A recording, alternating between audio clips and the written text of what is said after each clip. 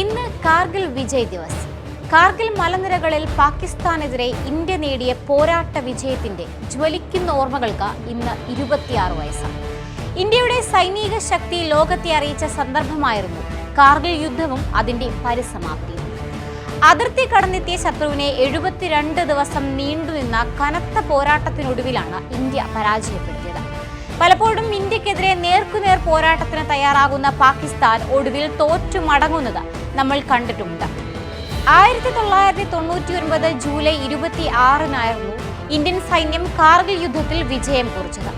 ശത്രുവിനെ തുരത്തി ഇന്ത്യ കാർഗിലിൽ ത്രിവർണ്ണ പതാക ഉയർത്തി രാജ്യത്തെ രക്ഷിച്ചപ്പോൾ നഷ്ടമായത് 527 ധീര ജവാന്മാരെയായിരുന്നു. 1999 മെയ് 8-ന് ആരംഭിച്ച യുദ്ധം ജൂലൈ 14-ന് വിജയം നേടിയതായി അന്നത്തെ പ്രധാനമന്ത്രി AB വാജ്പേയി പ്രഖ്യാപിക്കുകയും തുടർന്ന് ജൂലൈ 26-ന് യുദ്ധം അവസാനിച്ചതായി അദ്ദേഹം ഔദ്യോഗിക പ്രഖ്യാപനം നടത്തുകയുണ്ടായി.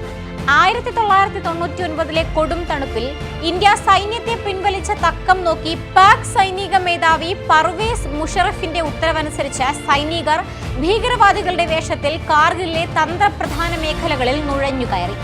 ആട്ടിടയന്മാരാണ് നിയന്ത്രണ രേഖ മറികടന്ന് കിലോമീറ്ററുകൾ ശത്രുക്കൾ കൈവശപ്പെടുത്തിയ വിവരം ഇന്ത്യൻ സൈന്യത്തെ അന്ന് അറിയിച്ചത്.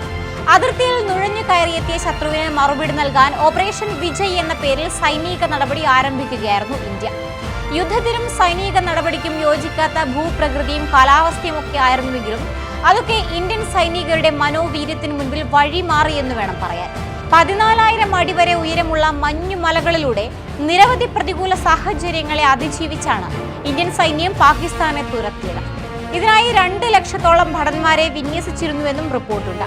കാർഗിൽ യുദ്ധത്തിൽ മലയാളിയായ captain Vikram, captain Ajit Kalia, leader Ahuja തുടങ്ങിയവർ വീരമൃത്യു വരിച്ചു. കാർഗിലിൽ വിജയ കൊടിനാട്ടിയ ജൂലൈ 26-നെ ഇന്ത്യ വിജയ് ദിവസ് എന്ന പേരിൽ ആചരിക്കുന്നു. കാർഗിലിൽ രാജ്യത്തിന് നഷ്ടമായ 527 ധീര ജവാന്മാർക്ക് പ്രണാമങ്ങൾ അർപ്പിച്ചുകൊണ്ട് എല്ലാ വർഷവും രാജ്യം ഈ ഓർമ്മ പുതുക്കാറുണ്ട്. യുദ്ധവിജയത്തിന്റെ 26-ാമത്തെ വാർഷിക ദിനമായ ഇന്ന് കാർഗിൽ യുദ്ധത്തിൽ ജീവൻ ബലിയർപ്പിച്ച ധീര സൈനികർക്ക് രാഷ്ട്രം ആദരാഞ്ജലി അർപ്പിച്ചു. രാജ്യത്തിന്റെ സുരക്ഷ സംരക്ഷിക്കാൻ പോരാടിയ സായുധ സേനകളുടെ ത്യാഗത്തെയും ധൈര്യത്തെയും അനുസ്മരിച്ച നിരവധി നേതാക്കളിൽ പ്രധാനമന്ത്രി നരേന്ദ്രമോദി, രാഷ്ട്രപതി ദ്രൗപദി മുർമു, പ്രതിരോധ മന്ത്രി രാജ്നാഥ് സിംഗ്, പ്രതിപക്ഷ നേതാവ് മല്ലികാർജുൻ ഖർഗെ എന്നിവരും ഉൾപ്പെടുന്നു. രാജ്യത്തിനു വേണ്ടി ജീവൻ ബലി നൽകിയ ധീര സൈനികരുടെ ജ്വലിക്കുന്ന ഓർമ്മകൾക്ക് മുൻപിൽ ഇന്നും രാജ്യം ശിരസ് നമിക്കുന്നു.